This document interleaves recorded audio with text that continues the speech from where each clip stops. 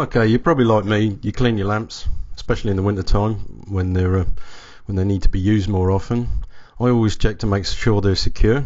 It's a legal requirement, and if needs be, I'll clean the inside of the lamp as well and remove some of the condensation. I also, not to be a pain in the ass to other road users, make sure my beam on dip beam is set correctly. Alright, well in this tutorial I'm not going to show you how to use a beam setter. Obviously you're not going to get your hands on one. However, I'm going to show you a little trick that you can use at home, that anybody can use, to set their beams right and maintain them so you could even fly through an MOT. This wonderful little gauge, basically all it's doing is reading something like light intensity with this meter and the position of the beam against a certain card. Now, I would advise first of all to go and get your lamps set up professionally so you know exactly where your beam is. Now this is out at the moment and there's no way of gauging this until you have a correct reference. These lamps are adjustable, and on this Discovery which I'm showing you here there's adjuster screws. Well, in fact there's adjuster screws on every single vehicle, and we're not talking about the ones with the reactive headlamp aim. However, these ones that are fixed, these are actually a bit of a pain in the ass because you've got to get your hand right in there. There's 3 adjusters, 2 here and then this one at the top here. They do seize, by the way, so it's worth considering actually changing them or lubing them. And once the beam's actually set up correctly, you can then take that as a reference point, and I'll show you how to do that later on in this video. Okay, before you go and get a professional to set your lamps up or adjust them, drop your lamp out, and with the Discovery it pushes out from the back and it's held on by these clips. Now if they're broken, that's why they're loose, and you'll have to replace the lamp unless you can get a fitting. Now with these 3 fittings here, you can give them a bit of a squirt with the old WD-40. This is not a plug for them, this is good stuff, and this is the fitting itself. We're not covering self-adjusting ones, however they do have these fittings on here and they're removed very easily. In fact, it's just a matter of moving a peg and then slipping them out.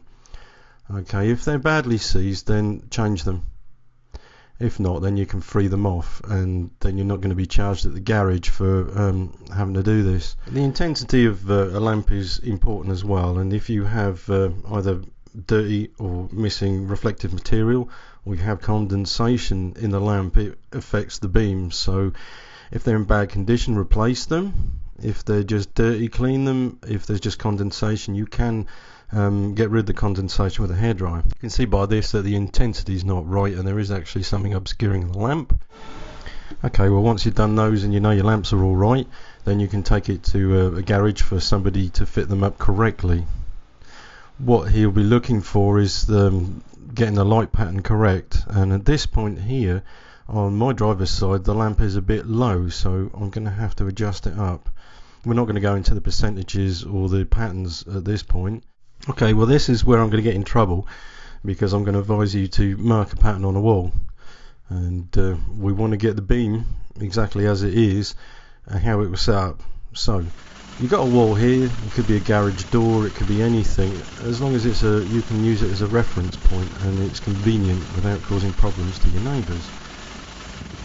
This is only used for one vehicle, so you want it on level ground, right angles to a wall, garage door or something that you can use as a reflection point. Mark a reference point on the ground, and you want to be metre and a half, 2 metres away from the wall so you can actually see the pattern properly that's reflected. The reference point on the vehicle, you want something that's fixed, like the centre of a wheel. You can drop a plumb line down and reference that to the marking on the floor. On the wall you have a horizontal line and then you have your 2 verticals, and this will mark out your pattern. You can keep it within that, and it should be hunky-dory. You can adjust it slightly as needs be to get it just right to the pattern that you'd already marked. However, what I'd advise, and this is very important, it depends on how much weight is in the vehicle. So if you had your lights set with half a tank of fuel in, then do this with half a tank, and it's the same when you go for your next MOT test. Alright, this is the quickest way to do it. and with a bit of time and skill you can adjust your lamps up just right so they're always perfect. Yeah,